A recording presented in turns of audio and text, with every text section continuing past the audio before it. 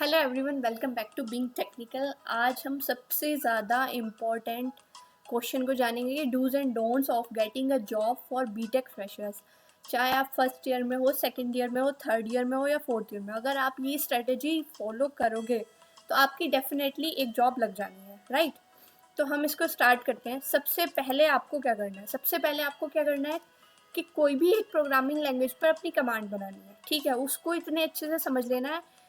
बच्चों में क्या होता है ना कि हम जब स्टूडेंट लाइफ में होते हैं तो हम सोचते हैं यार ये पाइथन कर रहा है, जावा कर रहा है, सी प्लस प्लस, या ये सिर्फ सी कर रहा है। तो किसको ज़्यादा मतलब समझे, या कोई भी एक उप्स कॉन्सेप्ट वाली आपको लैंग्वेज ले लेनी है।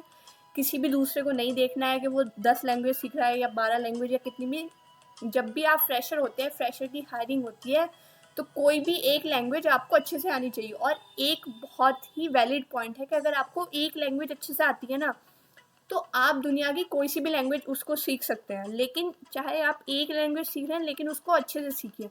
क्योंकि सारी प्रोग्रामिंग लैंग्वेजेस में क्या डिफरेंस है? सिर्फ सिंटेक्स का डिफरेंस है, लॉजिक उनके सभी के सेम है, ठीक है। तो लॉजिक पर ध्यान देना आपको, सिर्फ एक प्रोग्रामिंग लैंग्वेज पर ध्यान देना है। 70 प्रोग्रामिंग लैंग्वेज आपको नहीं सीखनी है, राइट। फिर सेकंड चीज़ क्या है कि जो भी आप प्रोग्रामिंग लैंग्वेज सीख रहे हैं, तो उसमें आपको क्या करना है कि आपको उसमें प्रोजेक्ट्स बनाने हैं।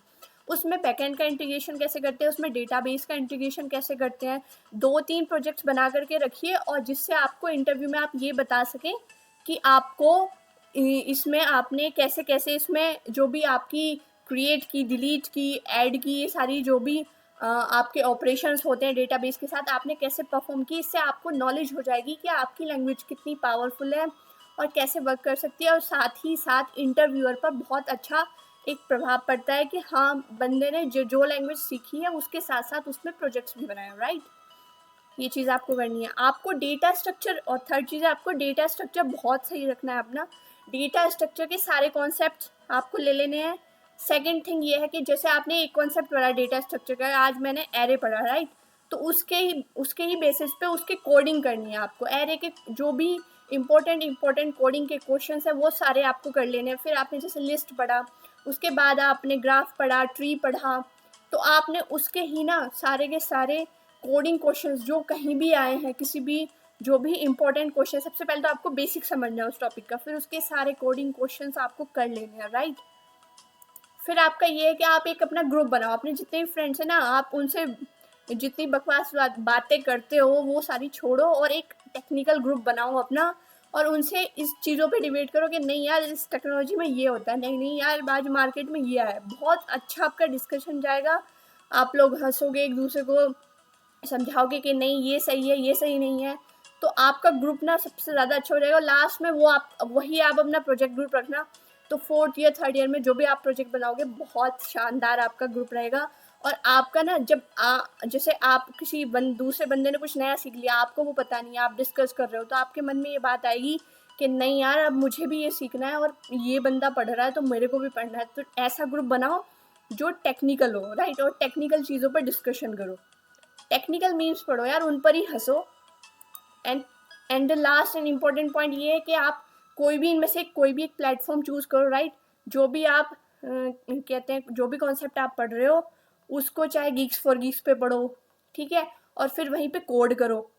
आपको डेली ना कम से कम 2 कोड करने हैं, 2 प्रोग्राम को सॉल्व करना है आपको। चाहे लीड कोड यूज़ करो, चाहे हैकर रैंक यूज़ करो, चाहे पैप कोडिंग यूज़ करो, कोडिंग ब्लॉग्स, यूट्यूब के जितने भी अच्छे चैनल्स आपको लगता है वो सारे यूज़ कर लो, ठीक है। तो इन सारी चीज़ों से आप प्रिपेयर करो, और अपने एक अच्छा ग्रुप बनाओ, उसमें डिस्कस करो, और अपने टीचर्स को क्वेश्चन पूछो यार। टीचर को भी लगेगा कि यार ऐसे क्वेश्चन पूछोगे, टीचर भी गए कि हाँ बंदा जो है टीचर से ज़्यादा नॉलेज का बंदा हो गया है, ठीक है। ऐसे क्वेश्चन पूछो टीचर से भी, टीचर को भी लगेगा। अगर टीचर नहीं पढ़ा रहे हैं तो उनसे क्वेश्चन ऐसे पूछो ना कि जिससे अगले दिन टीचर को ये लगे कि यार इस क्लास में प्रिपेयर होके जाना है और पढ़ के जाना है राइट। तो ये सारी स्ट्रेटेजीज हैं। चाहे आप first year, second year, third year कभी से भी स्टार्ट करो, लेकिन आप इनिशियली मैं तो ये कहूँगी कि आप जो है सेकेंड ईयर से स्टार्ट कर दो। फर्स्ट ईयर आप मौज में रहो, सेकेंड ईयर से स्टार्ट कर दो, और ये सारी चीज़ों को फॉलो करो। अपना एक अच्छा सा रिज्यूमे बनाओ, चाहे उसमें, और रिज्यूमे में कभी भी कुछ फेक नहीं लिखना है। चाहे एक लैंग्वेज आपको आती है पर उसमें आपने क्या क्या किया है, ठीक है। हैकर रैंक पे rank low, Geeks for Geeks पे क्वेश्चन सॉल्व करो, ठीक है। एक टॉपिक उठाओ, उसमें ग्रुप में भी डिस्कस करो, उस पर क्वेश्चन भी करो। So this is for today. Thank you, thanks for watching. अगर वीडियो अच्छी लगी हो तो लाइक, शेयर एंड सब्सक्राइब।